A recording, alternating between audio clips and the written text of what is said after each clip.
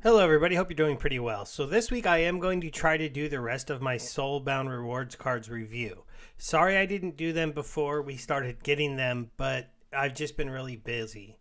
And we'll go over them and talk a little bit about how the water team works today and just how, in general, they're going to affect the game. So let's go ahead and pull up the water cards. We'll start here with the Kulu Mastermind. Now, obviously, when you're looking at these cards, they're pictured at max level, but we're also going to talk about them at lower level because lower level is where we're going to see them next. Now, this is a legendary card, so right away at level 1, you get a weapons training card with a opportunity ability. So that's very interesting. Deep Lurker is already pretty dominant in the lower levels of the modern game. And we're going to be talking about these cards mostly in modern, though this does apply to wild, just with some other cards added in for flavor.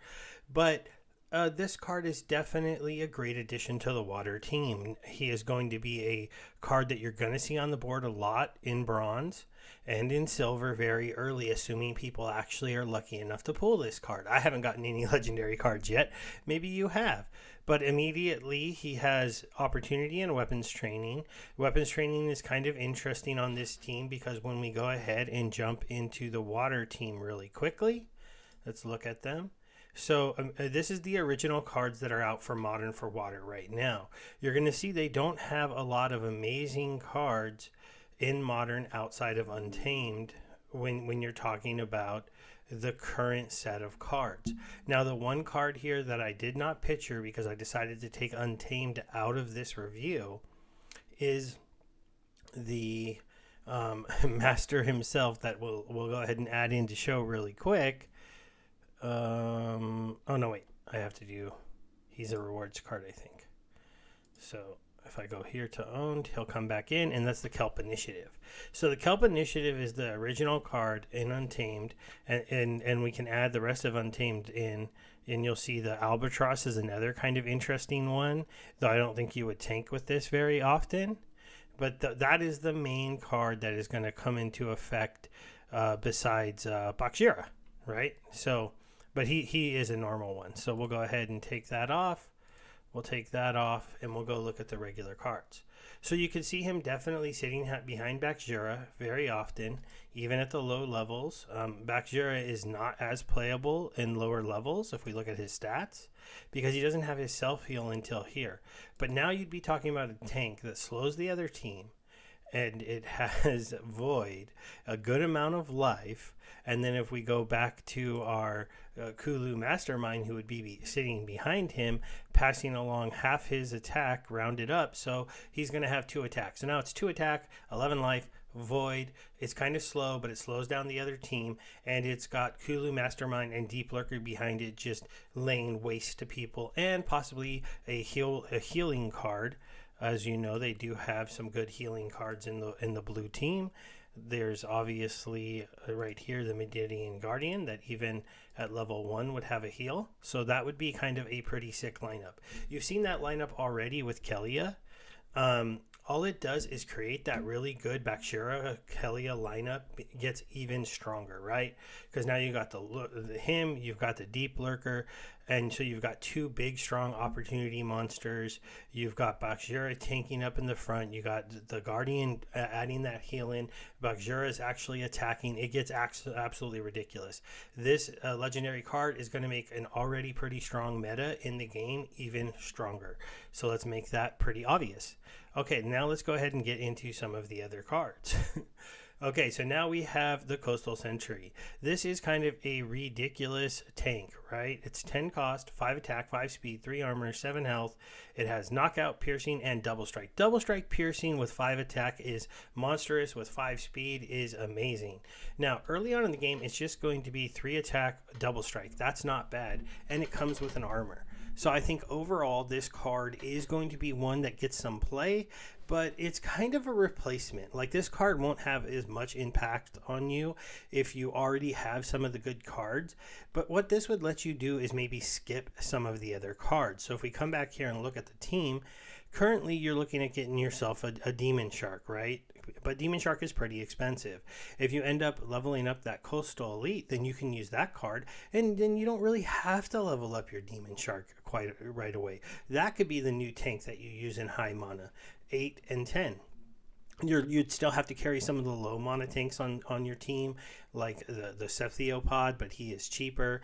Bakjira is a little bit better at 6. He's cheaper than he probably should be right now, but not exactly cheap.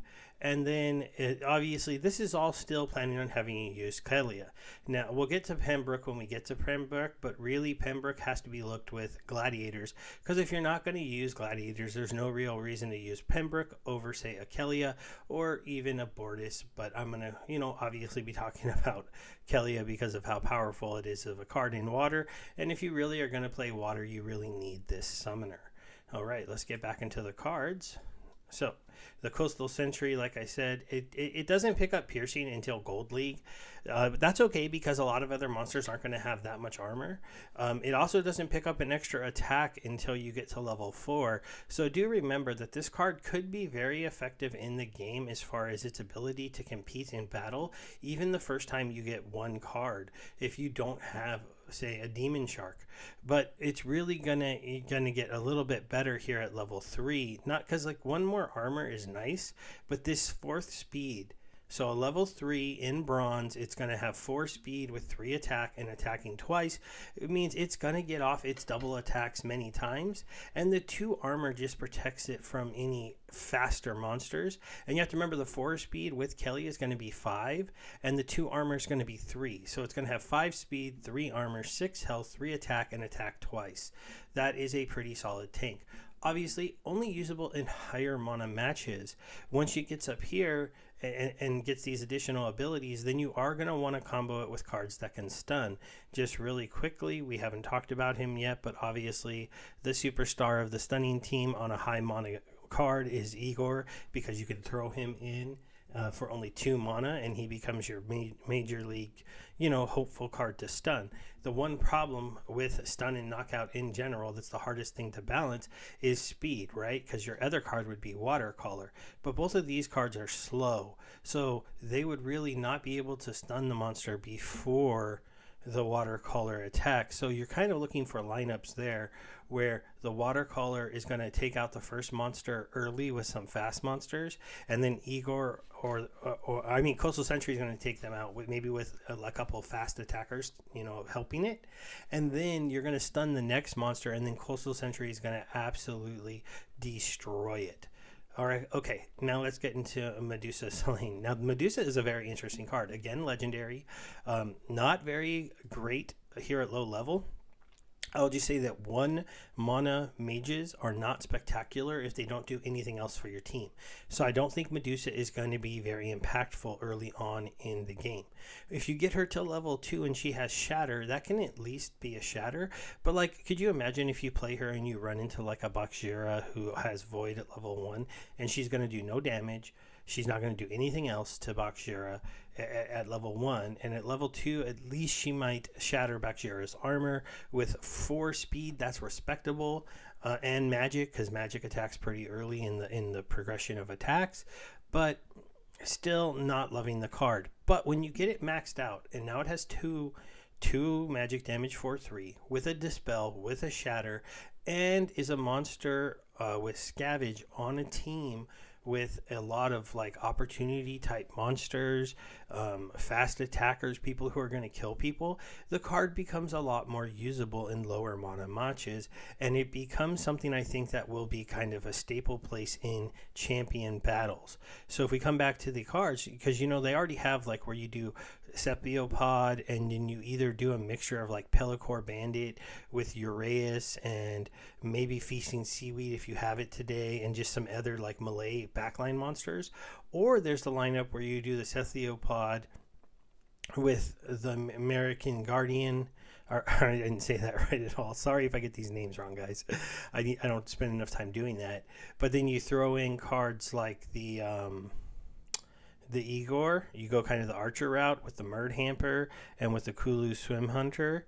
So you do those 3 cards for 10 mana behind him at 3. So now you're at 13, and with Kelly is 17. So it's kind of like an interesting, like mid 17 mana kind of match. Well, now maybe you would have her sub in for the Kulu. While Kulu is really good in damage at 4 and good speed at 5, she could come in for a mana cheaper.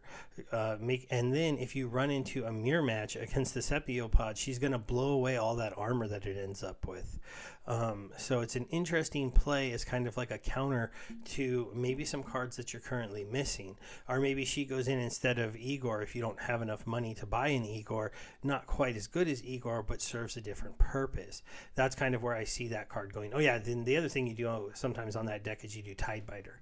So it's this one, then Tidebiter, the Guardian, Igor, Kulu, and her if there's enough mana. It's an interesting little team that can be pretty deadly. It doesn't always win, but it's a strong one. All right, let's go back out to the new Soulbound rewards cards and look at Noah the Just. So Noah the Just is our epic card with no attack, meant to be used with maybe the new card with Training Master. Now, obviously, we already talked about Bagjura and the other cards that can go in that first position and get that 2 attack. At higher level, it's 3 attack. The Noah the Just is in the same kind of position, and a very interesting card to put in is your tank. I see him serving 2 purposes. He's like kind of like a delay tank that when he dies would power up that new big legendary opportunity monster as he goes into becoming your tank. Or he can be put in a sniper rule set where he goes in the second position to get sniped at. And then when he dies, he's going to go ahead and buff both the front row tank and the next position, which might be an opportunity type monster like Deep Lurker, and he'll buff both of them, and then if you resurrect him, he can do it again. And if he's resurrectable, since he'll get his armor back, if it happens to be a rule set where there isn't necessarily going to be a lot of magic, he can definitely be an interesting play. He's kind of funny though, because the martyr skill is on him at upper levels, but early on in the game, he's really just a rust card, which is kind of interesting for 5 mana and get a rust and get a dodge up here at level 3. So obviously in silver, you're looking at playing this card like as a dodge rust kind of interesting tank. I don't know how much play it's going to get. 5 cost is kind of a lot for a card that doesn't attack and can't do damage. But in the right rule set, you might see him come out to kind of be your tank, hoping he can get a lot of dodges, take away armor from the other team, helping you out, and just, you know, it's kind of interesting. Until we see him put together with the right combos, I'm not positive this card's going to be super impactful. You can't see this popping off a lot because he's just not going to die that easily. So it's an interesting combo. Let's go ahead and go over here to Pembroke. So let's talk about Pembroke. The Summoner, 6 cost, 1 mana, and the Gladiator add-in. Now, obviously, to use Pembroke, you need a higher mana game. We already talked about the fact of this with the Fire team. None of these summoners look like they're going to be able to be used in super low mana with very effective teams. I could be wrong if they have a Gladiator that can tip the scale who is low mana, but we're going to have to go and look at the Gladiators on the Water team to see if Pembroke has that ability or not. So let's go ahead and jump into here. So obviously, when you're using Pembroke with +1 health, that kind of means that you can just keep the same lineups as before when you use the Water team if there is enough mana. But in theory, what you need to put in here instead of any of these cards are one of these cards. And let me do all cards. Okay, yeah, I do have them all. So you're looking at, let me go ahead and make these bigger. Now that we're just looking at these. So, you've got a mage with blast. This card does get a little bit better if you can level it up. You've got a nice solid archer. You've got this reach monster. You got this little archer. You got Isgard the worst. And then you got Avia the crusher. I think the only card here that you might try to play her in an interesting little lineup is like an Isgard Deep Lurker lineup. So let's say you get like 20 mana. You play Pinbrook, you're down to 14. You play Isgard and Deep Lurker for 11, you're down to 3. You throw them behind a Cruel Septiopod, and that's your lineup. And it's 2 pretty quick, deep opportunity monster behind a tank with a decent amount of health and armor, hoping that they can the 2 of them can ravage the backlines on the other team. I don't think that lineup will win that often, though. That's why I'm saying 20 mana, it's not that good. You probably need 22, 23, 24, so at least you can add in like a Modernizing Guardian or some other cards to make that lineup a little bit better. This is the Gladiator that I think is the best in the Water team for the current meta. Obviously, if you get a leveled up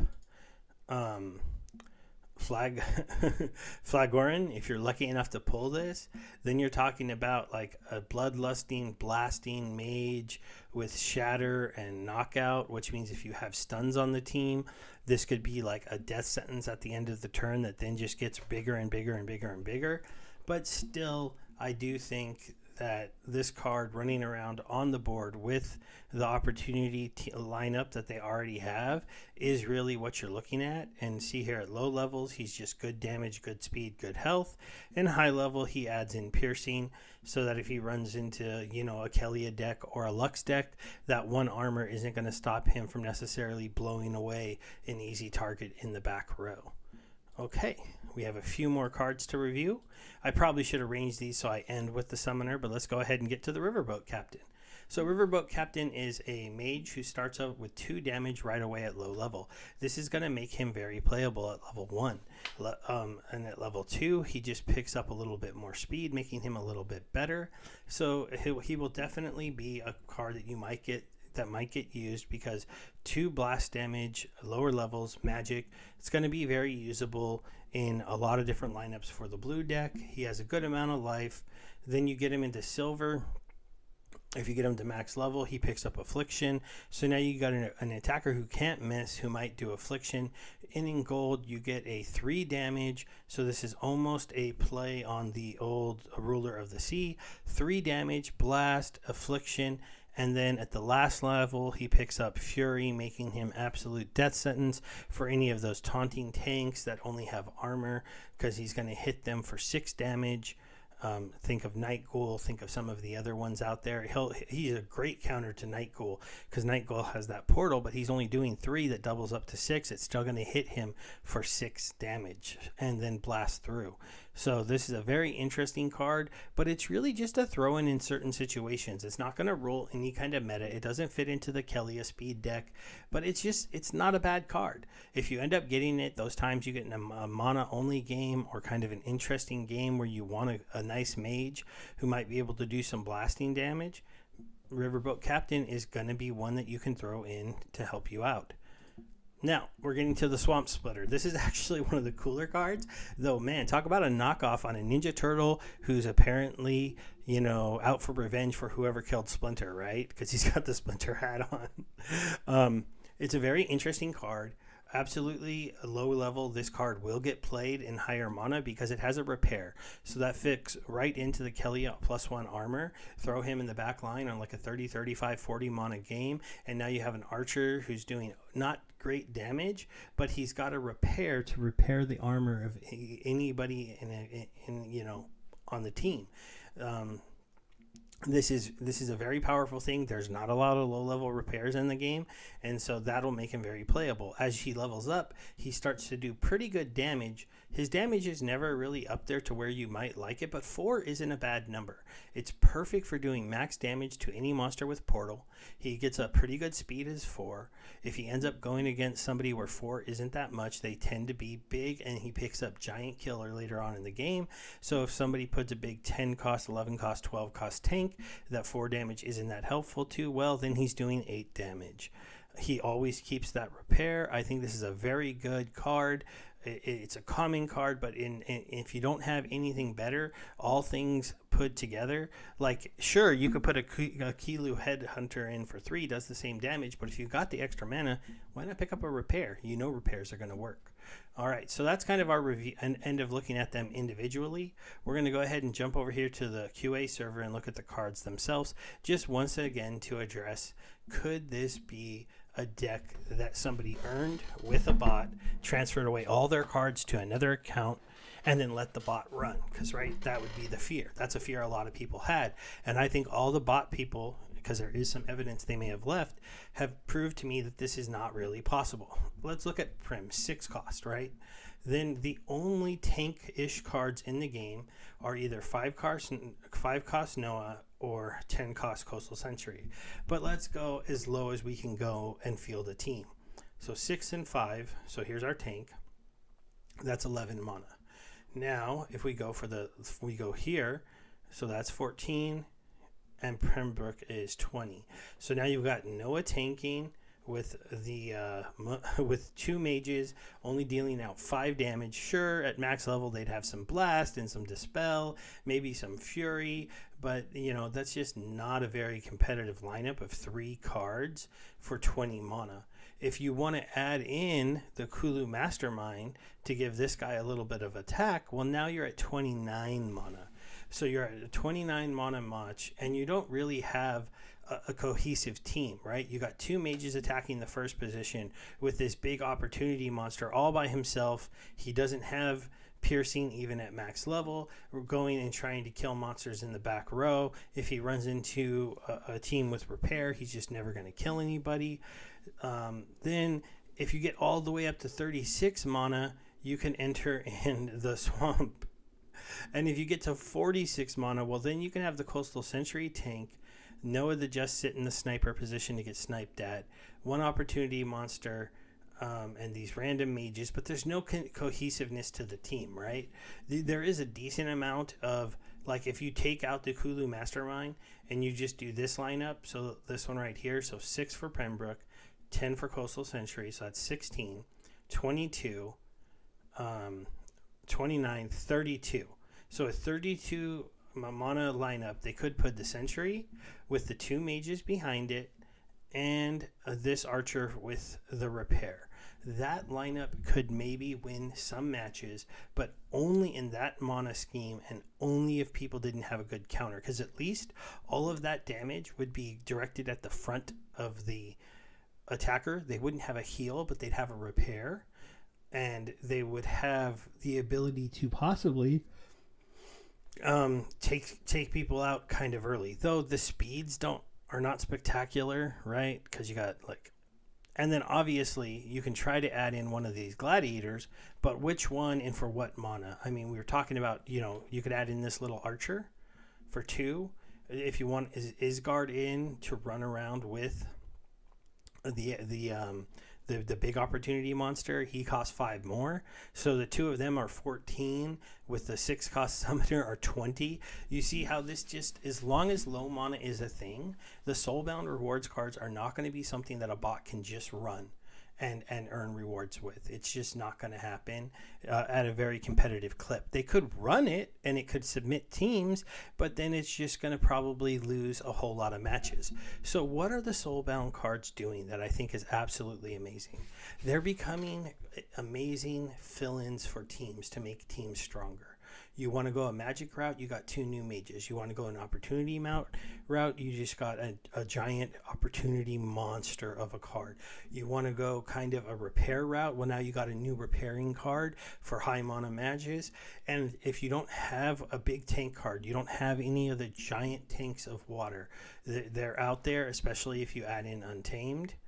If we go back to here and you go Untamed, Chaos Legion, Rift Watchers, I mean, some of the really big tanks, right? So if you don't have this one here, even though that's only a 7, if you don't have, who am I thinking of?